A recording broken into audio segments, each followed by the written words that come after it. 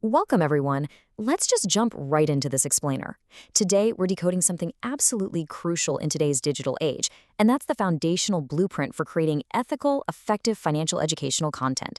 If you've spent, any time online recently, you've definitely noticed the absolute explosion of financial content out there. But honestly, how much of it is actually helpful, and how much is just noise or worse, downright dangerous? The source material we're digging into today gives us a really strict, zero fluff mandate on how to responsibly educate viewers about money. Specifically, it calls out the exact requirements for creating educational content for a Hindi YouTube audience. It lays out the definitive rules for building trust and delivering real value. So let's dive right into it. Finance. Honestly, just hearing the word can make people's palms sweat a little, right? It's this landscape just filled with confusing numbers, intimidating charts, and unfortunately, a lot of misleading information. So, hooking the viewer's attention in this space isn't just about being flashy. It's really about establishing safety. When a beginner clicks on a piece of educational content, they're vulnerable.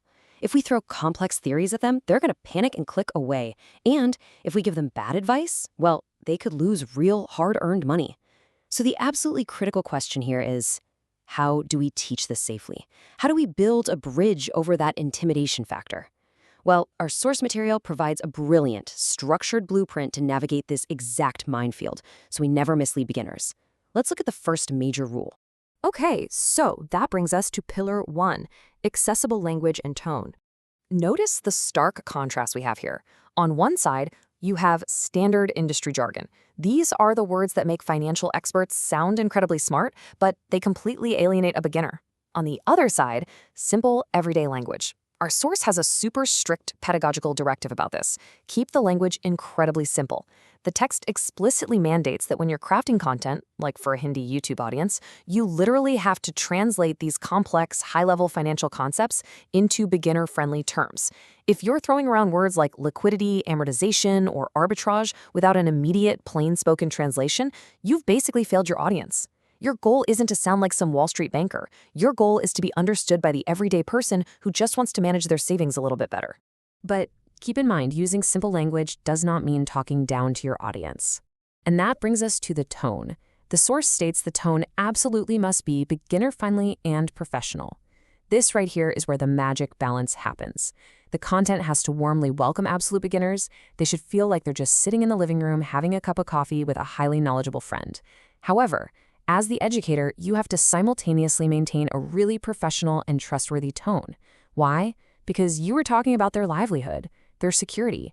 You can be friendly, for sure, but you cannot be casual when discussing someone's financial future. This combination of a welcoming smile and a sturdy professional backbone is exactly what earns long-term listenership. Moving right along to Pillar 2, real-life application. So this brings us to how you actually get a complicated, abstract idea to finally click in someone's brain.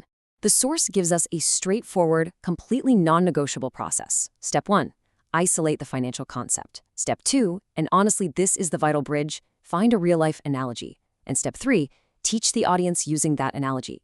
You can't just read out a textbook definition. If you want maximum comprehension, every single concept must be grounded in something the viewer already touches, sees, or experiences in their normal daily routine. Our source literally commands this. It says, explain every concept with a real-life example. And this just brilliantly hits the nail on the head for adult learning. Showing is always more effective than just telling. For instance, think about the concept of compound interest. If I just give you the mathematical formula, your eyes are going to glaze over immediately. But what if I use an everyday analogy? What if I say, hey, compound interest is like planting a mango tree. For the first few years, you water it, you care for it, and it kind of looks like nothing is happening. It's just this tiny plant. But once it matures, it drops seeds, which grow into more trees, until suddenly you have an entire orchard feeding you year after year without any extra work. Right? Suddenly the math makes emotional sense. That is the power of a real-life example. And now we reach Pillar 3, which is absolutely critical: ethics and protection. Listen, the most crucial point of this entire explainer is an absolute, unbreakable rule. No financial advice, and absolutely no claims of guaranteed profits. The source is crystal clear on this strict prohibition. As an educator, your job is to give people the tools and the mental frameworks to make their own decisions. Your job is not to tell them exactly what stock to buy on a Tuesday morning. The very second you promise a surefire return or guarantee a profit, you cross a massive ethical line. You move from education straight into manipulation. You're no longer a teacher. You're a salesperson pushing a fantasy. And sadly, that is exactly how vulnerable people get hurt in the financial markets.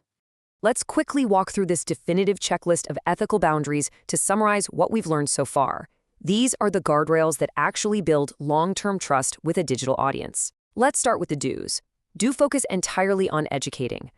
Do use incredibly simple language, like conversational Hindi, if that's your target audience, to bridge the gap.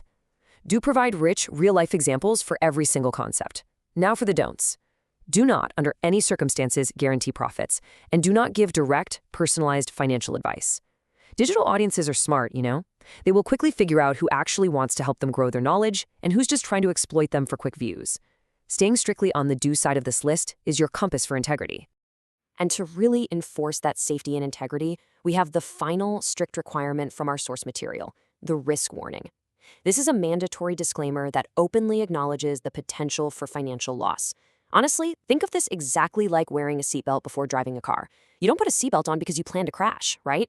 You put it on because acknowledging the risk and protecting yourself is literally the very first step of being a responsible driver. Before you teach someone how to navigate the financial markets, you have to remind them that those markets can be volatile and dangerous. It's a totally necessary act of transparency that further solidifies your professional, trustworthy tone. As we wrap up this explainer, I want to leave you with a final, somewhat provocative question to chew on.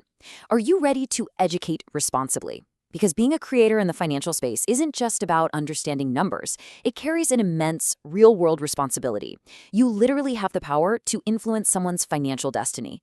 But if you use accessible language, anchor your lessons in vivid, real-life examples, and maintain absolute ethical boundaries without making false promises, you do something incredible.